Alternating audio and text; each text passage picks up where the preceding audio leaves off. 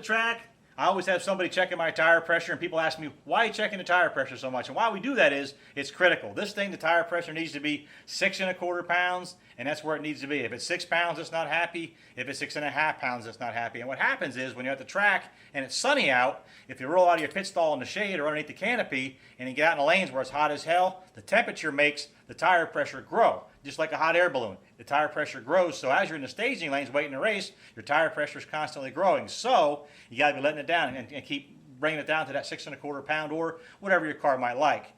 On the flip side of that, if it's wintertime or colder out and you leave your pit with enough air in the tire to go up to the track and it's cold and you have a ½ hour or so or an oil down before your race, the tire pressure starts to plummet a little bit and you don't have enough air in your tire. So what we normally do in that situation is we'll go up to the staging lane with more air than we really need, and right before the race, we'll let it down to the level where it needs to be so we have enough at the right time.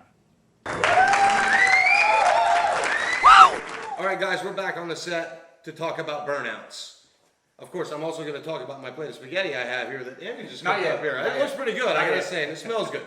All right, so we're here to talk about burnouts. And Andy, what I want to know is, what do burnouts and my delicious plate of spaghetti have in common? We're going to tell you. Everybody loves burnouts. They're fun, they're smoky, they're loud, they're cool. But at the racetrack, there's a reason why we're burning out with those tires.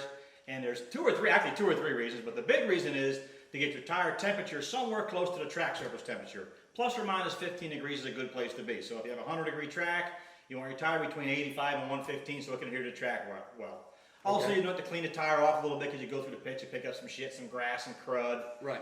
And that's the biggest reason why you're doing a burnout. Other than it's a hell of a lot of fun, let me tell you that there. But while you're doing a burnout, all the smoke's coming off the tire. Some of that smoke is water from the racetrack to get the tire spinning. Some of that is oil cooking out of the rubber. And why the oil is in the rubber, this is where spaghetti comes in, is a rubber molecule is like a plate of spaghetti. Just like these two plates of spaghetti here. Except that one has garlic, olive oil, and butter on it, and this is just plain boiled spaghetti. And when you're doing a burnout and you're boiling the rubber and you're getting all that lubricant out of the rubber, the spaghetti turns into one like this one over here, where the noodles cannot slide against one another very well and they won't conform to the track surface very well if you get all the oil cooked out of the rubber. So a new tire has lots of lubricant like Dave's plate of spaghetti, so the noodles can slide against each other, or the molecules of rubber can slide against each other and conform to the irregularities in the track surface. And the old tire, after you do a bunch of burnouts with it, or before you do a burnout, sometimes there's not enough rubber, not enough lubricant on the surface, so you do a burnout, get some heat, cook the rubber to the surface.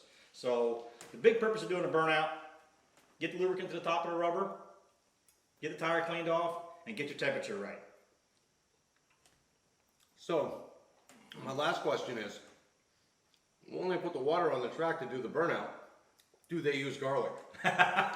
It is garlic-free water for a racetrack, unless you're in Italy. Is there a racetrack in Italy? Maybe you got garlic on it. That's right. But I think that might be something we should start doing, is just putting a little bit of garlic in it, so when you do the burnout, everyone smells the garlic and they won't know where it's coming from, and that could be your thing. That would help the French fries, Dan. I'm sure you saw a lot more French fries. Absolutely. All right, so now you know how we do burnouts. Other than that's a hell of a lot of fun, so watch these. All right, thanks.